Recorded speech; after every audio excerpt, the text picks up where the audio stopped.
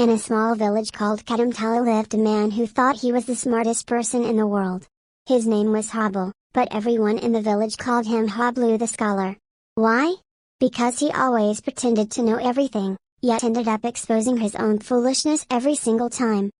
One day, Hoblu announced, "I'm going to become the greatest scientist in history.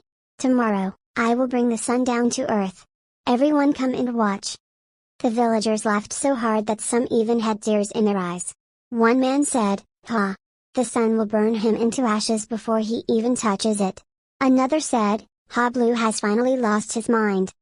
The next morning, Hoblu tied a towel around his head like a turban, grabbed a long bamboo stick, and marched into the field. A crowd gathered to watch. Hoblu raised the stick toward the sky and shouted, "Hey sun, come down right now." Of course, the sun didn't move. But the wind blew so hard that his towel flew off and got stuck on a cow's horn. The cow panicked and started running across the field. Now Hoblu was chasing the cow, yelling, "Give me back my turban." The entire village burst into laughter, rolling on the ground. One man joked, "The sun didn't come down, but at least the cow did." A few weeks later, Hoblu decided he would now become a doctor. One day, a man got a fishbone stuck in his throat. Everyone panicked and called Hoblu. He arrived confidently and said, "Don't worry, I have a special medicine." He filled a coconut shell with water, handed it to the man, and instructed, "Drink this water, then sing a song as loudly as you can."